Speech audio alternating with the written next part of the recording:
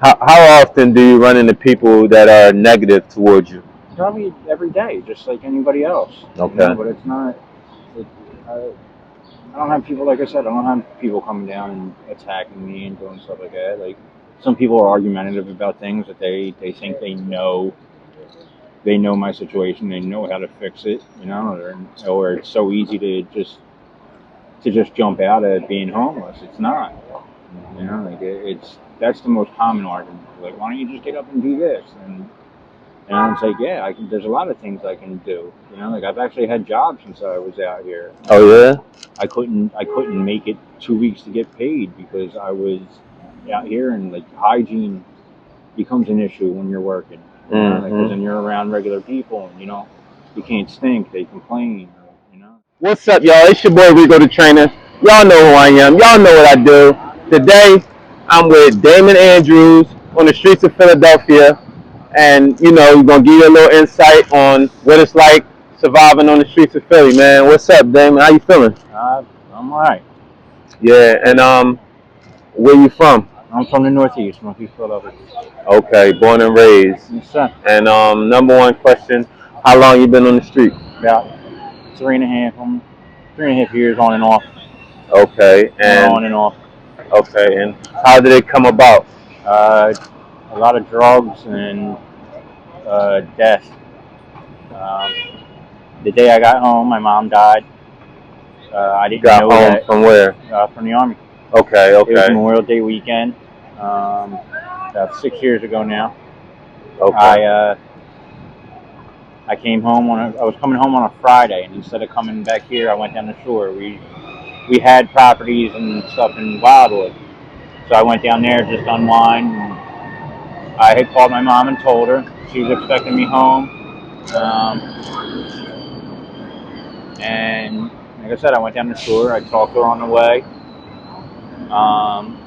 On that Monday, Memorial Day, I started getting calls from my brother, and they just didn't stop. I was out on a fishing boat with my nephew, and on the way back in, the phone just started beeping like crazy, and I knew something was wrong. Turns out my mom had died. I had to climb in the window when I got back to open the door and everything, and help the firemen get in there. And it was kind of a mess. Wow. I realized that she could have lived because she relapsed after about 20-something years, and there were people with her while she was dying, and they were looking for the drugs and money that they knew she had. And if they just would have helped her, they would have found them because she was on top of them. I found them when we got her up. Wow. Damn, sorry to hear that, man. And then what took place after that? How did things go after that? Well, my father died shortly after that, and when he died, my stepmother was suing me and my brothers for our inheritance, and I was nowhere to be found. I was out running amok, and my brother was back here fighting with her over it, and they needed me to sign everything when my brother actually won the case, and he never went and actually took anything. He was waiting for me to get back, and he didn't know that there was a 2-year stipulation on it. And after 2 years, she was able to keep everything, and we lost everything. Like I said, the properties on the shore, annuities. She stole gold and silver and copper that my dad was saving, and like all kinds of crazy stuff. It was just a mess. Okay, so you lived at the house with your mom? No, I was in the Army, but like I said, yeah, she died, and then nobody stayed there, and it just it went downhill from there pretty quick. I was staying with a girl that I'd been with for a while, and we wound up breaking up, because I was just abusing myself With the drugs, Yeah. alcohol, stuff like that. Okay. And like I said, after my dad died, it was just it was a mess. Everybody came out of the woodwork trying to get something. My brother wound up killing himself. Oh yeah. Yeah, over all this. Oh wow. That was when I poked my head back up. Right now. I'm waiting to get medically cleared. I want it to go away, so I can get myself straightened out. I just haven't been able to. The girl that I've been with now for a little while, she's got 4 months clean, and we actually left the same day to go get clean, and I got sent out because my arm swelled up real bad, and I had a bad infection going through my blood, and it's been that way for about 3.5 months now. I finally just got done my antibiotics again. I got out of the hospital. I was in there for 12 days, about a week and a half ago. So was that from using the infection? From using? Yeah, most likely. Okay. It just blew up in my finger and started. Okay. And so that was 3 years. So have you been like staying with people, or you've been like on the streets for the 3 years? Like literally. It's been on and off. I've stayed with people for a little while, but a lot of times it's been just me staying down here. Okay. And what's it like down here? It's all right. People are good. There's a lot of good people around here. Oh yeah, that's good to hear. I hear different stories as far as treatment and people and how many people is willing to help or how many people is disrespectful. You know what I'm saying? So I hear different stories. So that's good that you at least get some positive energy from people down here. So that's a good thing. And so have you ever tried to get have you done rehab? No. No, never. How about shelter? I went to the shelter. I had everything stolen from me, so I won't go back in again. That's a common story that I hear about the shelters. I'd rather stay out here the way I am. I feel safer down here around a lot of people. You like the being able to at least see people interact and things like that. Well, that and it's safer. Okay. Honestly, I see people camping out in Kensington. I just couldn't understand it. I couldn't understand how people would. That Kensington scene is different, man. Yeah, it's nasty. That is different. I try to tell people, but people that's not from here, I share like insight about Kensington. That's not somewhere I personally want to go to connect with people because that's a different world. But it's zombie land. So where do you sleep? A lot of times, like Rittenhouse Square. Okay, Rittenhouse Square. Okay, and how is it with like your property and stuff? Like, is that an issue? Yeah, if you leave stuff unattended, yeah. Like there's cat burglars and rooters everywhere. But yeah, for the most part, I mean, I've never been really a target, so I don't know what it's like. I wouldn't know what it's like for a woman out here, or like a smaller man. But I tend to be okay with. You've been pretty good. I've had stuff stolen. Like I said, I've gotten high and fallen asleep and woke up with my stuff gone. And that really sucks, right? Because it was somebody else that's in the same position you are, and they're just taking stuff that has no value to anybody except me. Right. People just take it, or they take stuff and not know what's in it and end up disposing of it, and like they just throw it out. Right. Okay. Like the last thing I had stolen was before I went in the hospital. I had an Osprey bag, it's a pretty nice bag. It was a $200 bag, and I had it forever. It was all beat up, and I know somebody had no idea what they had, and like I could have sent it back in and got it repaired and got it all fixed up. It would have been brand new again. And they took it and threw it in a dumpster because they had a backpack and there was nothing in it that they would have wanted. Right. And it's just it's unfortunate. Stuff like that pisses you off. Right. That's unfortunate. How do you go about eating and stuff like that? How do you get your meals? I'll buy it with the money that people give me, or there's people that will drop food off, and there's people that come down and actually serve food You know, like Yeah. sometimes around here, it's all different ways. Okay. That's good. How often do you run into people that are negative towards you? Probably every day, just like anybody else. You Okay. know, but it's not. It, I don't have people, like I said, I don't have people coming down and attacking me and doing stuff like that. Like some people are argumentative about things that they think they know my situation, they know how to fix it, you know, or it's so easy to just jump out at being homeless. It's not, you know, like it's that's the most common argument. Like, why don't you just get up and do this? And it's like, yeah, there's a lot of things I can do. You know, like I've actually had jobs since I was out here. Oh yeah. I couldn't make it 2 weeks to get paid because I was out here, and like hygiene becomes an issue when you're working. You know, because then you're around regular people, and you can't stink. They complain, or, you know, like you can't have your teeth missing. That was something that happened to me early on out here. I did have a kid hit me in the face with a bottle, and mess up most of my teeth. What was that about? I was asleep. I don't know. Oh wow. He was a young kid too. Like I got up and I had hands on him, and I realized like, oh shit, this is just a kid. You know. And, like, Wow. him in the ass. It's like, oh, get the fuck out of here. It was like 4 a.m. I didn't realize how bad my teeth were. I didn't know that he had knocked them out like that. Wow, that's crazy. Yeah. What's the hardest part? What's the toughest thing about being out on the streets? The weather, staying dry, probably, and depression because of it. Right. Yeah, it's it's depression because of being out in the street.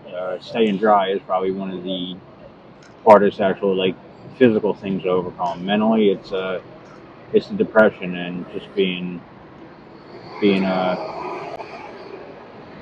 because you know that you're not Right, because of the circumstances. You're not living in what you're capable of, and you know people are looking down on you because of it. You know, And that's some of the toughest stuff. But how old are you? I'm 46.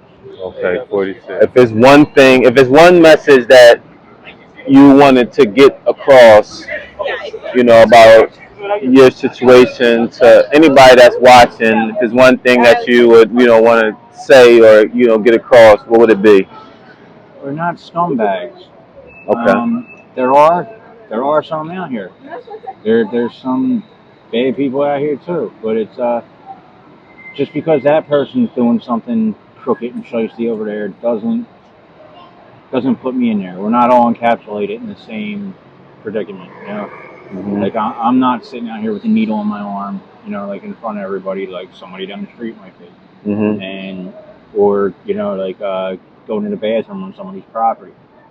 Like there are public restrooms we can use and do stuff like that. And just because some people don't use them doesn't put everybody in the same boat. We're not all the same. Absolutely. We're all humans, and my message I try to tell people, it can be any one of us. We're all one step away from being in a situation like this or worse, man. So, for me, I embrace the people. I show love and I do what I can, and I don't look down or judge anyone because I understand, how it goes. And if you can, what advice would you give me or anyone else that's trying to figure out life and trying to get to a certain place? You can't take everything so seriously. Life will go up and down, and I think taking things like too seriously can drive you dramatically in one direction or the other, and you can end up out here really easy, and it's really hard to get back out of it.